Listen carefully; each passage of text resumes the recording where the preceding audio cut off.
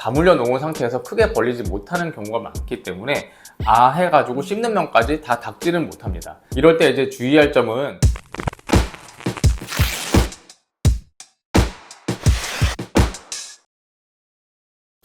안녕하세요. 리페이스 치과병원 양악도사 김도섭 원장입니다. 도사님, 환자분들께서 수술 후 관리에 대해 여러 가지 질문들을 많이 주셨을 것 같은데요. 오늘의 주제는 그 질문 중 하나인 양악 수술 후 양치는 어떻게 해야 하나요? 입니다. 네, 양악 수술하고 나서 양치에 대해서는 굉장히 많은 분들께서 질문을 하시는 부분인데요. 그 부분에 대해서 오늘 시원하게 말씀드리도록 하겠습니다. 우선 수술하고 나서 양치는 깨끗하게 내가 막 빡빡 닦는다는 그런 생각보다는 상처가 오염되지 않는 선에서 관리를 한다, 이런 느낌으로 생각을 하시는 게 좋을 것 같아요. 그래서 평소처럼 하는 양치질이 아니고 수술 직후에는 입도 잘 안 벌어지고 그리고 상처가 좀 예민해져 있기 때문에 좀 깨끗하게 상처를 관리를 하는 수준으로 추천을 드리고 있습니다.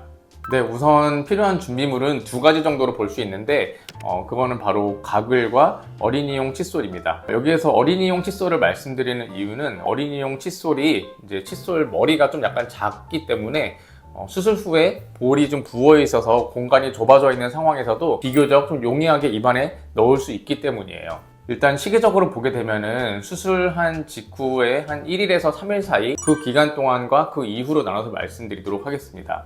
수술한 직후부터 한 3일 정도 사이에는 특히 상처가 좀 더 예민해져 있고 부분적으로는 출혈도 있을 수가 있기 때문에 그런 이제 예민한 상처 부위를 직접적으로 이솔로 이제 자극을 하는 이솔질보다는 가글 위주로 우선적으로 시행을 해주는 게 훨씬 더 좋을 것 같습니다. 특히 이제 수술한 초반에는 입원 기간 동안 섭취하는 음식물과 각종 여러 가지 오염물질들을 씻어내는 행위를 자주 해주시는 것을 추천을 드리고 있어요. 우선 가글을 사용해서 대부분의 음식물을 어느 정도 씻어낸 이후에 이솔질은 보조적으로 사용한다, 이렇게 생각을 해주시면 좋을 것 같아요. 그리고 나서 이제 퇴원한 이후부터는 이제 혼자서 관리를 하시면서 이솔질을 하실 수가 있게 되는데요. 그때에는 일반 치약도 사용을 해볼 수가 있습니다. 그런데 일반 치약은 대부분 계면 활성제가 포함되어 있기 때문에 치약을 많이 사용하게 되면 오히려 좀 상처에 안 좋을 수가 있어요.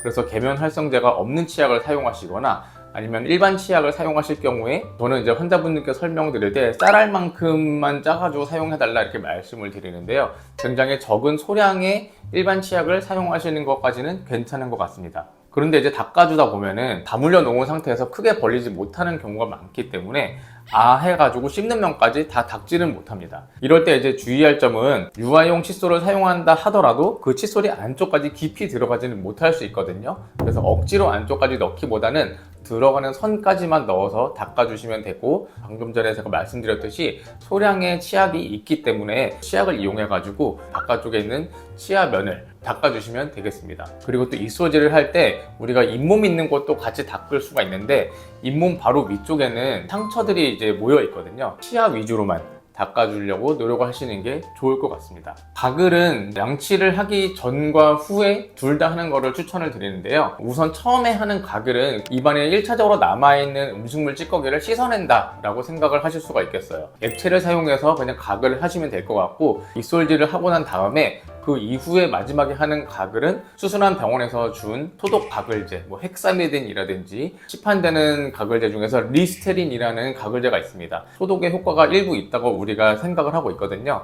혹은 나중에 가가지고 가글제를 사용하고 싶은데 다 썼다, 그러면은 그냥 일반적인 가글제 어떤 곳을 사용하든지 큰 지장은 없을 것 같습니다. 그렇다면 식후 바로 양치를 하는 것이 좋을까요? 오히려 음식을 먹고 한참 뒤에 양치를 하게 되면은 입안에 있는 음식물들이 상처 주변을 좀 약간 오염시키거나 감염을 유발시킬 우려도 있기 때문에 될 수 있으면 음식을 섭취한 이후에 바로 가글을 해주시고 씻어주는 게 훨씬 더 좋은 행동인 것 같습니다. 실밥이 풀려버리는 일도 생기는지 궁금해요. 실밥이 풀어지는 일은 자주 생길 수가 있는데요. 수술한 초반에 바로 실밥이 풀어지면은 이제 그때는 상처가 좀 벌어질 수 있겠지만 4, 5일 정도 지나서, 일주일 정도 지나서 양치를 할 때 실밥이 풀어진다, 그러면 그거는 상처가 이미 다 아무른 다음에 기능을 다 상실한 실밥들이 풀어져서 나오는 것이기 때문에 상처가 아무는 데에는 큰 문제는 없을 것 같습니다. 초반에 실밥이 풀려져 나오게 되면은 그거는 좀 수술한 병원에 말씀을 해주시는 게 좋을 것 같아요. 네, 그래서 오늘 말씀드린 내용은 수술하고 나서 이제 양치하는 방법에 대해서 설명을 드렸는데요. 양치하는 행동에 집중을 하게 되면은 깨끗하게 닦으려고 너무 노력을 하게 될 수가 있는데, 그렇게까지 꼭 노력을 해야만 감염이 발생하지 않고 그런 건 아니거든요. 양치질을 하는 행위를 통해서도 상처가 벌어지거나 다치는 일이 또 발생할 수 있어서 조심조심하고 깨끗하게 관리를 한다고 생각을 하고 접근을 하시면 더 좋을 것 같아요. 그리고 만약에 양치를 하다가 혹시 걱정되는 상황이 생기거나 이상한 증상이 느껴졌다 그러면은 혼자서 판단하기보다는 먼저 수술한 병원에 꼭 문의를 해서 확인을 받는 것이 좋을 것 같습니다. 회복 과정도 치료 과정의 일부거든요. 그래서 여러분께서 잘 회복할 수 있도록 리페이스가 끝까지 책임지도록 하겠습니다. 네, 그럼 오늘 준비한 컨텐츠는 여기까지고요. 다음에 또 더 좋은 컨텐츠로 인사드리도록 하겠습니다. 감사합니다. 다 함께 리페이스.